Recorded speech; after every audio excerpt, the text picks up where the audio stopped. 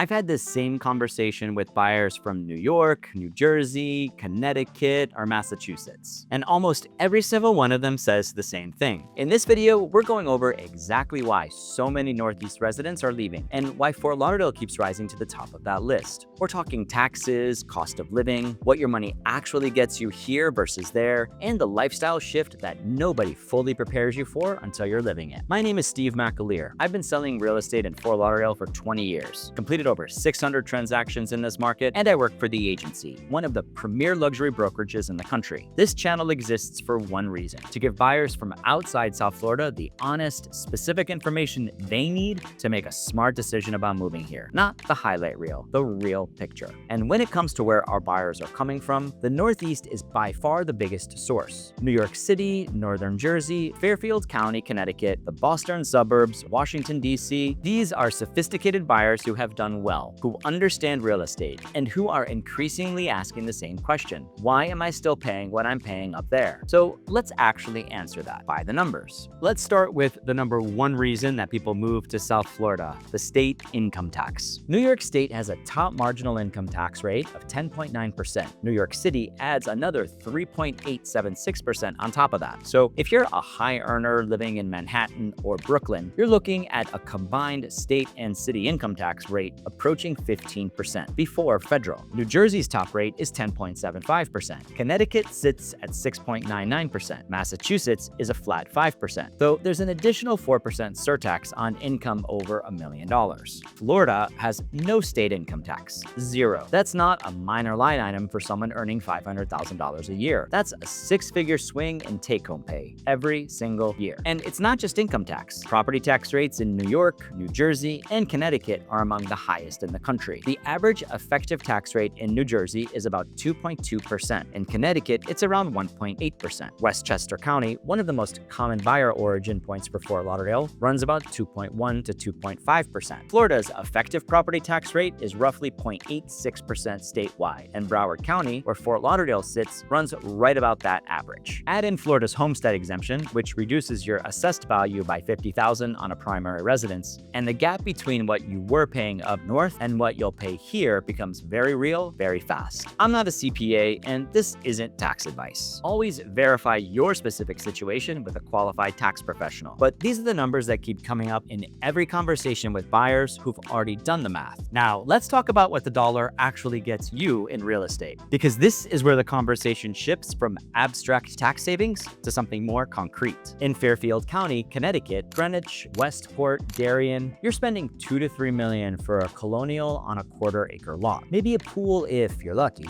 No water. Certainly no dock. 6 months of weather that ranges from brutal to tolerable. In Westchester County, Scarsdale, Bronxville, Rye, you're in a similar position. $2 million buys you a nice house in a great school district, a commute to Manhattan, and about 4 genuinely good months of outdoor weather per year. In Fort Lauderdale, $2 to $3 million gets you into legitimate waterfront. We're talking canal front homes in Las Olas Isles or Rio Vista with private docks and ocean access. We're talking well-finished luxury homes in Coral Ridge with deep water canal frontage and a boat sitting at your back door year-round. The cost per square foot comparison is significant. In Greenwich, you're often paying $700 to $1,000 per square foot or more for something well-positioned. In Fort Lauderdale's premium waterfront neighborhoods, that same budget buys you a substantially larger home on the water with 365 days of outdoor living. For buyers who are comparing apples to apples on lifestyle, not just price, that shift in what their dollar actually does is often the tipping point. They weren't necessarily unhappy in Connecticut, they just ran the numbers and realized they were dramatically overpaying for a lesser version of the life they actually want. Before we keep going, if you're seriously searching to buy your home in Fort Lauderdale, I've put together a great resource for you. It's called the Fort Lauderdale Homebuyer Guide. Inside has information about neighborhood, price points, what to buy and what to consider, and how to move here without second-guessing yourself. It's totally free, and the link is in the description below. Here's what the tax calculators don't catch. And honestly, this is the part that matters the most to buyers once they move here. Fort Lauderdale has approximately 3,000 hours of sunshine per year. Compare that to New York City at roughly 2,400 hours, Boston at around 2,600, or Hartford, Connecticut at about 2,500. The weather difference is real, and it compounds in ways that change how you actually live your daily life. Fort Lauderdale has 165 miles of navigable waterways within Broward County alone. It's known internationally as the Venice of America. If you're a boater, or you've always wanted to be, there is genuinely no major metro area in the United States that offers what Fort Lauderdale offers in terms of waterfront access, marina infrastructure, and year-round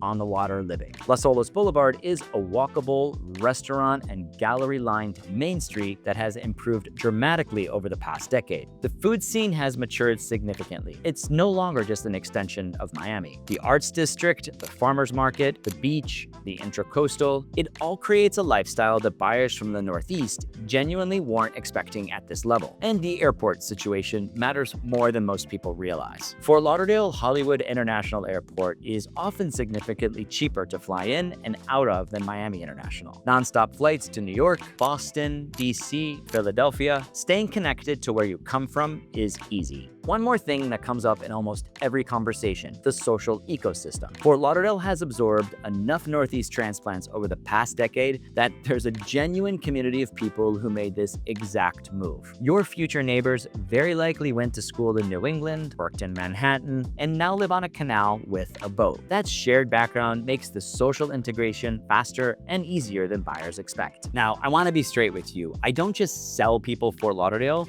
I want to give you the true full picture.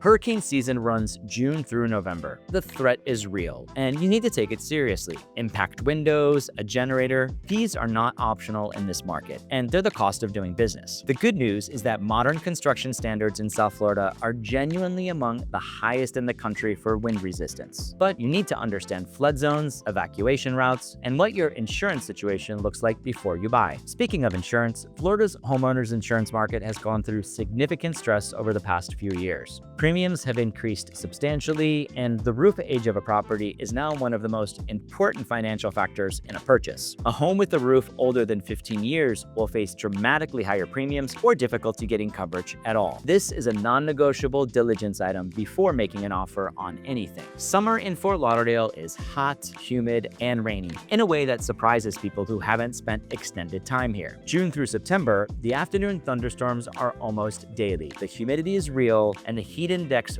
regularly hits triple digits. Most people adapt, including myself, and learn to build their outdoor life around the mornings and evenings. But it's worth knowing before you arrive. I-95 traffic between Fort Lauderdale and Miami is genuinely bad during rush hours. If you're planning to work in Miami and live in Fort Lauderdale, or vice versa, model your actual commute time before you lock in a neighborhood. This matters more than people account for. These are real considerations. They don't change the math for most buyers who've done the full analysis, but I'd rather you know them going in than discover them 6 months after closing. After 20 years as a real estate agent and 600 transactions, I truly know what moves are right for someone and when they're not. The buyers who thrive here are the ones chasing lifestyle, not just escaping taxes. They're people who genuinely want to be on the water, who want outdoor living to be a year-round reality than a seasonal luxury, and who are ready to embrace a different pace, even if the underlying business and professional energy is very much alive here. Buyers who do well in Fort Lauderdale also tend to arrive with clarity on what they want. They've done the research. They know which neighborhoods match their lifestyle. They understand the waterfront hierarchy, the difference between an oceanfront home, an intracoastal home, and a canal front home. That clarity makes the process dramatically faster and better for everyone. The buyers who struggle are the ones who arrive expecting Fort Lauderdale to feel like a Florida version of wherever they came from. It doesn't. The energy is different. The pace is different. The culture is its own thing. Latin influence,